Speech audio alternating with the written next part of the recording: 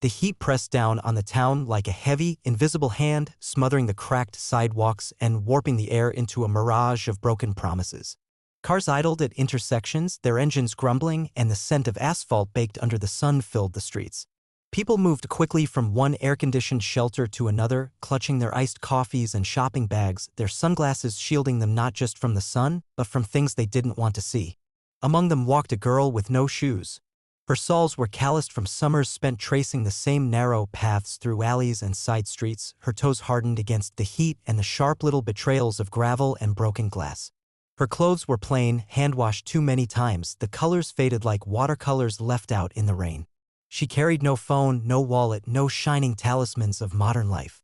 Only a small canvas bag slung over one shoulder and a stubbornness in her spine that even the hottest days could not bend. Most people didn't notice her. Those who did offered only glances sharp enough to cut, pitying, scornful, indifferent. She had become part of the scenery, the background noise of prosperity. A silent reminder that not everyone could be a customer, a client, a guest. But she saw everything. She saw the way people's eyes slid away from anything that didn't gleam. She saw the practiced smiles of hostesses at expensive storefronts, bright and false as painted masks. She saw the rules posted neatly in windows: no shirt, no shoes, no service. As if dignity could be measured by footwear. She didn't mind the rules. What she minded was the cruelty that came with them, the way they were enforced not with professionalism but with disdain. The worst of it came one day when the sun was at its highest, the sidewalk hot enough to blister skin. Her feet screamed for relief, and so she drifted toward Eleanor's, the grand restaurant at the heart of town. It stood like a temple among the smaller shops and diners, its glass doors sparkling, its white stone columns flanking the entrance with a kind of silent judgment. She hesitated on the threshold, feeling the cold breath of air conditioning brush her face through the open door as a family exited, laughing and full. She wasn't looking for a meal. She knew better. She only wanted a moment of coolness, a brief escape from the heat before she returned to her endless walking. She stepped inside. The change was immediate and brutal. Conversations died. Heads turned. Every clink of silverware against porcelain became louder in the vacuum of sudden silence. At the host stand stood a man whose entire existence seemed sculpted for the singular purpose of exclusion. The maitre d' wore a dark suit, a gleaming tie pin, and a smile so sharp it could strip paint. He looked her up and down, lingering on her bare feet, the smudges on her canvas bag, the sweat on her brow. Then he spoke, loud enough for every table to hear. No shoes? No service. The words struck like a slap, not just because of what was said, but because of how many faces lit up at her humiliation. She felt the burn of eyes across her skin, felt herself shrinking even as she fought to stand tall. For a moment, the air stood still. Then she nodded, slowly, and backed out of the restaurant. She didn't argue. She didn't cry. She simply left, stepping back into the molten brightness of the day. Behind her, the maitre d' turned on his heel, victorious in his tiny war. She walked away from Eleanor's with blistered feet and a heart that burned hotter than the pavement. But not from shame. From resolve. She had spent her life outside the walls others had built to keep her out. She knew their games. She knew their rules. And she knew, deep in the marrow of her bones, that she would not always be on the outside looking in. One day, she would own more than just her pride. She would own the walls themselves. And when that day came, she would tear down every rule that measured a human being by the shine on their shoes or the brand stitched into their clothes. She kept walking, each step carving the road forward, each blister another brick laid in the invisible empire she was building. The girl with no shoes was not lost. She was on her way. The town moved forward without her, its gears grinding day after day, polishing its wealth like a badge it wore proudly on its chest. Storefronts shined, sidewalks gleamed, and behind every clean window sat someone willing to believe the world was fair because it had been fair to them. She kept moving too, though no one noticed. Every closed door, every turned back, every muttered insult became a stone she carried, stacking them in the silent fortress she was building inside herself. Not from bitterness, she refused to let them poison her spirit, but from a kind of quiet hunger that burned deeper and truer than any hatred could. In the mornings, she worked whatever jobs she could find. Wiping tables at back-alley cafes that paid her under the table. Cleaning laundromats for spare coins.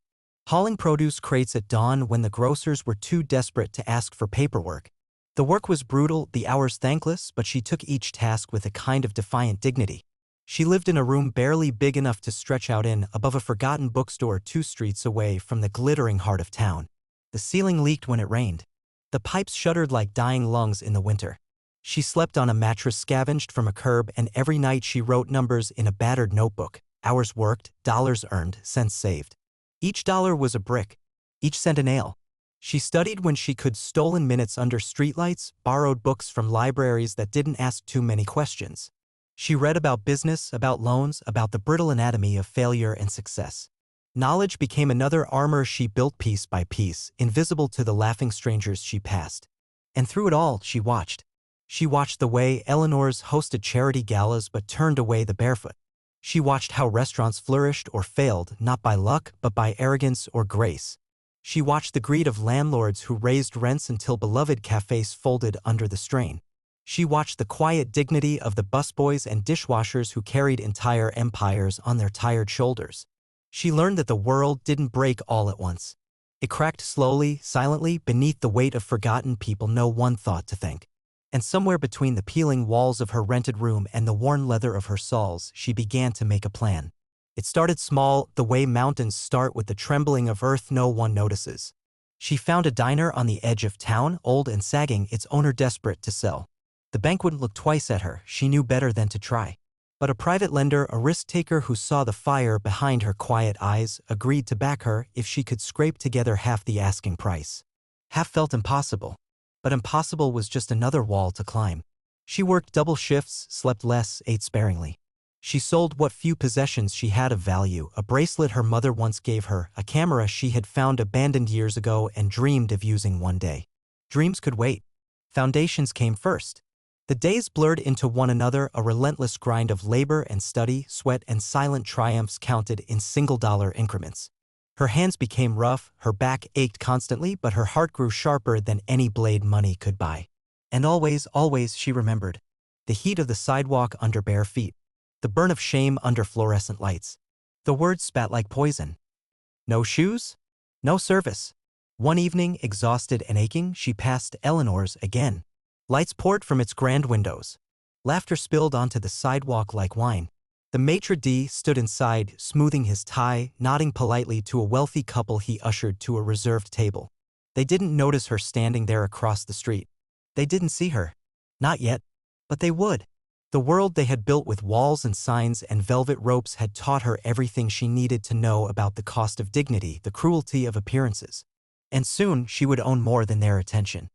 She would own the very ground they walked on. The first door that truly opened for her wasn't gilded or grand. It was old, stubborn on its hinges, and it groaned when she pushed it open for the first time. The diner stood at the far edge of the town, where the sidewalks crumbled into gravel and the streetlights flickered as if deciding whether to bother illuminating the forgotten edges of ambition.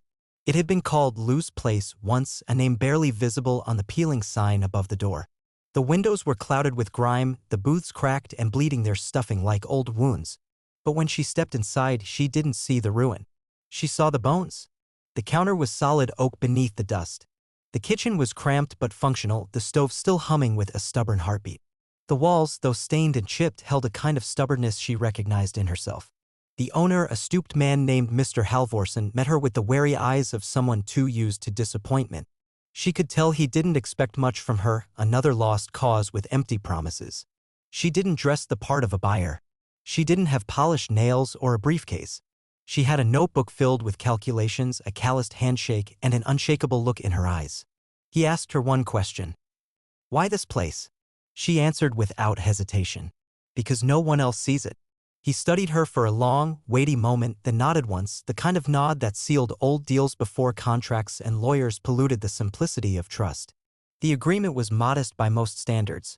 Half the asking price up front, the rest in monthly installments, with a grace period to get the place running. It was a gamble. For both of them. But she'd never been afraid of bets where she was willing to work harder than anyone else at the table. The first week was brutal. She scrubbed the floors until her knuckles split. She ripped out rotting booths with nothing but a crowbar and a back stiff from years of sleeping on thin mattresses. She learned how to fix a leaky pipe, how to reseal cracked tile, how to repaint ceilings while balancing precariously on ladders that wobbled with every breath. She worked until her body protested, then worked more. She lost track of the days, her world shrinking to the walls of the diner, the endless lists taped to the counter, the bruises and cuts that mapped her transformation. Neighbors passed by and watched with thinly veiled amusement. A few shook their heads. Some openly mocked her, what's she gonna do with that dump? But she tuned it all out. The laughter didn't sting. It fueled her. When she wasn't cleaning or repairing, she strategized. She knew she couldn't compete with Eleanor's in luxury. She couldn't match white tablecloths and wine lists. But she could offer something the town had forgotten: honesty. Warmth. Food that didn't come with judgment baked into the price. A place where no one was measured by their shoes or suits. She crafted a menu that was simple but honest. Fresh bread. Home-cooked meals. Fair prices. She found suppliers willing to take a chance on her with small deliveries paid up front. She trained herself in the kitchen, spending long nights burning, failing, tasting, refining. When the day of reopening finally came, she stood behind the counter in clean jeans and a plain white shirt, her hair tied back, her hands still rough from work. She didn't hold a grand opening with ribbon cutting and cameras. She simply turned the sign in the window from closed to open and waited. At first, only a trickle of customers came. Curious old-timers who remembered Lou's place in its better days. Passers-by too tired or too curious to care about fancy facades. But they came. And when they sat and tasted and realized they were treated not like wallets on legs but like people, they came back. The first week, she barely broke even. The second week, she paid her first supplier on time. By the third, word began to spread, not in advertisements, not in glossy magazine spreads, but in whispers. There's a place where no one cares if your shoes are worn through. There's a place where the waitress smiles like she means it. There's a place where you feel welcome. She built the diner one plate, one handshake, one conversation at a time. And all the while, she watched. She watched the tides of town life shift slightly. Saw familiar faces from the richer side of town sneak in, pretending at first that they happened to be passing by. She served them with the same quiet dignity she served the construction workers, the nurses, the single mothers balancing toddlers on tired hips. No one got special treatment. No one needed it. The diner grew not because it catered to vanity, but because it catered to humanity. Late one night, when the last customer had left and the hum of the old neon sign buzzed gently in the window, she sat alone at the counter, staring at her battered notebook. The numbers finally made sense. The savings had grown. The debts were shrinking. And across town, Eleanor's gleaming, arrogant Eleanor's sat fat and lazy atop a mountain of silent assumptions, blind to the shift rumbling beneath its polished floors. She smiled, tired but unbowed. The first door had opened, and she was just getting started. The cracks in Eleanor's empire began small, almost invisible, a whisper here, a misstep there, but cracks, once started, have a way of growing wider under pressure. At first, no one noticed. The chandelier still glittered above the tables, the maitre d' still greeted customers with a polished smile sharp enough to cut, the menus still gleamed without prices, daring the unworthy even to ask. But the soul of the place had begun to rot. Service, once impeccable, grew lazy. Dishes arrived cold. Waiters, so sure of their clientele's loyalty, grew careless. Mistakes went uncorrected. Complaints, once rare and swiftly handled, were now met with sighs, eye rolls, and thinly veiled contempt. After all, who were the customers to question them? Hadn't Eleanor's already proven its superiority simply by existing? The town changed too, in small but unstoppable ways. More and more people found themselves sitting at the battered counters of her diner instead of the starched tablecloths of Eleanor's. Word of mouth traveled faster than billboards ever could. People discovered they preferred places where the food was fresh, the prices honest, and their presence valued. The tide of sentiment shifted. Subtle at first, and then brutally. A local blogger, tired of the pretension, published a scathing review of Eleanor's, contrasting it with the small, honest charm of the new diner on the edge of town. Photos spread on social media, faded booths transformed with care, a young woman hugging a customer who had just lost his job, a smiling kitchen crew clapping for a waitress's birthday. Stories caught fire. She welcomes everyone, no dress codes, no judgment. Their food is better, their hearts are bigger. And underneath it all, an unspoken truth whispered from mouth to mouth. Remember what they did to her? The town remembered. The humiliation they had witnessed. The girl with no shoes. Eleanor's couldn't fight what it didn't understand. It spent thousands on new menus, sleeker uniforms, another pretentious ad campaign that only made them look more hollow. They chased image while she built substance. They polished glass while she planted roots. Behind the grand facade, panic began to set in. The maitre d', once so invincible in his arrogance, snapped at guests. Staff turnover soared. Investors pulled back, their faith draining as the buzz around the restaurant shifted from admiration to mockery. Special events once booked months in advance were cancelled. Tables sat empty under chandeliers that glittered uselessly in the silence. And still, across town, her diner thrived. The parking lot, once a wasteland of cracked asphalt, now overflowed with cars. Families who could never afford to step into Eleanor's found a home under her roof. Couples on first dates laughed over shared milkshakes. Construction workers, teachers, musicians, retirees all found common ground there, seated elbow to elbow, no velvet ropes to divide them. Late at night, she would lean against the counter and watch it all, the soft glow of contentment, the music of low conversations and laughter, and she would remember the silence of Eleanor's, that heavy, sterile air where a barefoot girl had been turned into a spectacle. She didn't gloat. She didn't need to. The best victories were lived, not flaunted. But she kept an eye on the news. Watched the headlines shift. Watched the building debt pile up at Eleanor's doorstep, the property taxes mounting, the frantic attempts to lure back a public that had quietly moved on. And when the for sale sign appeared one gray morning in the manicured front yard of Eleanor's, she stood across the street in the rising fog, hands in her pockets, and simply nodded once. Not out of vengeance. Out of inevitability. The world they had built, the world that measured worth by shoes and suits and surnames, had collapsed under the weight of its own vanity. And now, for the first time, the ground was clear. Ready for something better to rise. The building stood silent now, its grand entrance yawning open in defeat. No polished smiles at the door, no laughter echoing from the dining room. Only dust gathering along the marble floors and echoes trapped within the vaulted ceilings. For the first time in years, Eleanor's was vulnerable. And she was ready. The day of the auction dawned cold and gray, the sky stitched with heavy clouds. She walked to the courthouse steps alone, her boots scuffing against the sidewalk that had once scorched her barefoot skin. She wore no jewelry, no tailored suit, only a plain black jacket, worn at the cuffs, and a quiet, unstoppable certainty. The crowd was sparse, mostly real estate scouts, a few investors hoping to snatch up a trophy at a discount. They looked at the building and saw numbers. Square footage. Resale value. She looked at it and saw every moment that had brought her here. Every blister, every humiliation, every whispered laugh that had chased her out the door years ago. The bidding started low, almost insulting. A realtor from the next city over offered the first number, lazily twirling a pen between his fingers. Another bidder raised the offer by a few thousand. Back and forth, the numbers climbed. She waited. She had learned patience scraping gum from diner tables and patching leaks at midnight. She knew that desperation made people sloppy. When the bidders began to falter, when uncertainty crept into their eyes, she stepped forward and gave her number, calm, firm, final. The auctioneer's gavel fell hard on the weathered wood, and just like that, the building was hers. There was no applause, no celebration, only the quiet, monumental shift of the world beneath her feet. She signed the papers with a steady hand, her name scrawled in ink across the deeds and titles that once belonged to people who had never once thought to know it. When the final signature dried, she pocketed the keys without ceremony and turned toward her future. The walk back to Eleanor's felt surreal. Past the cracked sidewalks. Past the same boutiques whose windows still gleamed with unattainable dreams. But today, nothing was unattainable. Today, she carried the keys to the kingdom. The front doors groaned as she pushed them open. The once glittering foyer stretched before her, stripped now of its crowds and illusions.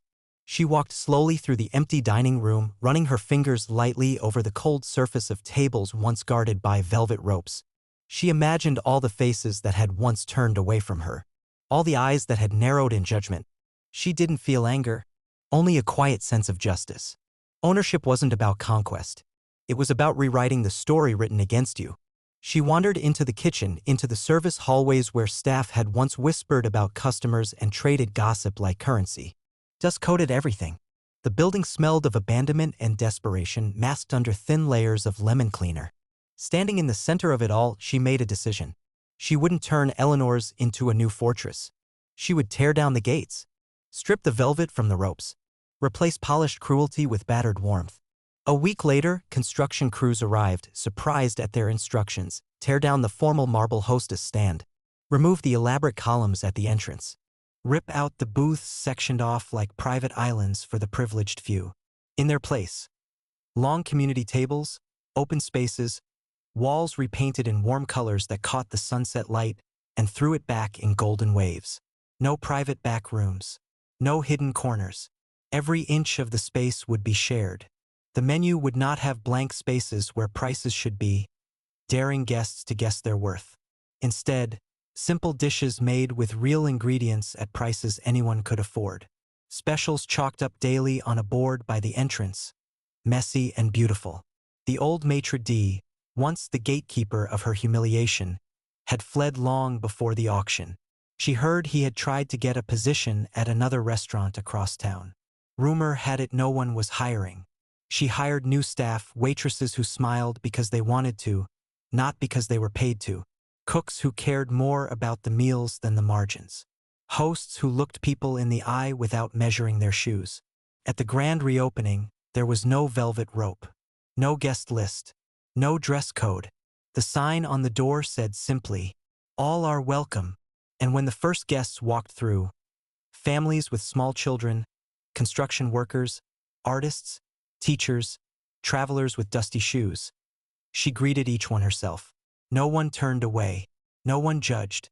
Everyone served with the same dignity she had fought her entire life to reclaim. As she stood behind the new counter, the smell of fresh bread filling the air, she caught her reflection in the glass door. A woman with worn boots, rough hands, and a heart carved from 1,000 small battles. The same girl with no shoes. Only now, she owned the floor beneath her feet. Success didn't announce itself with fanfare or confetti. It didn't roar into her life in a parade of flashing lights. It came quietly, in the simple, sacred rhythms of a place reborn. Every morning before sunrise, she unlocked the doors herself, the keys warm in her calloused palm. The kitchen filled with the scent of rising dough and slow-brewing coffee. The tables newly polished but still bearing the stubborn nicks and scratches of decades past, waited like old friends for the first customers of the day. They always came. The teachers heading to school, grading papers between bites of omelets. The nurses just off night shifts, laughing too loudly over pancakes and black coffee. Young couples tracing dreams on napkins with pens borrowed from the counter. Old men who played chess for hours at a time, their boards worn as their fingers. She knew most of them by name now, and they knew hers, not because it was printed on menus or stitched onto uniforms. Not because a magazine had crowned her a local hero, though offers had come, and she had politely declined them all, but because she was there, present, real. She moved between tables with the easy grace of someone who had earned every inch of the ground she stood on. Listening, laughing, carrying plates stacked high, wiping down counters, refilling coffee cups without being asked. She was everywhere and nowhere, woven into the very fabric of the place she had remade. The transformation of the old Eleanor's was no longer a rumor. It was a landmark. People drove from neighboring towns just to sit at her tables. Not for the spectacle, not for the novelty, but for the feeling rare and priceless of being truly seen. The restaurant had become something far bigger than she had ever dreamed. It wasn't just a place to eat. It was a place to belong. One evening, as the golden light of sunset stretched across the wooden floors and the last plates clattered into the kitchen sink, she sat alone at a corner table, a cup of tea cooling between her palms. Through the window, she could see the town beyond. Shops closing, parents herding children home, teenagers laughing in pairs. Life moving forward in all its messy, beautiful indifference. She thought of the girl she had been, barefoot, invisible, humiliated under crystal chandeliers. The girl who had walked out of Eleanor's with her pride in shreds but her will sharpened to a blade. That girl hadn't disappeared. She lived still inside the woman who now owned the building, the land, the very narrative of her life. She hadn't sought revenge. She hadn't needed it. The world had a way of punishing those who built their empires on cruelty without her lifting a finger. Eleanor's arrogance had been its own undoing. Her victory was not in crushing others beneath her success. It was in building something better, something stronger, something no one could deny. A small bell chimed as the front door swung open, and an older couple stepped inside, hesitant, looking around with shy curiosity. Their shoes were battered, their coats frayed. By the old rules, they would have been turned away. Here they were greeted with a smile. No judgment, no hesitation. She rose, setting her tea aside, and crossed the room to welcome them personally. "Table for two?" she asked. her voice warm as bread just pulled from the oven. The woman nodded, relief flooding her eyes. They followed her to a table by the window, where the last rays of sun bathed everything in gold. As she walked back to the counter, the girl with no shoes and the woman with the keys to the kingdom became, for a moment, one and the same. She didn't need chandeliers. She didn't need marble floors. She didn't need the town's approval carved into a plaque. Her success was etched in the small moments, in the lives touched, the hands lifted, the strangers made into family. And for the first time, she understood. The true measure of success wasn't who you kept out. It was who you let in.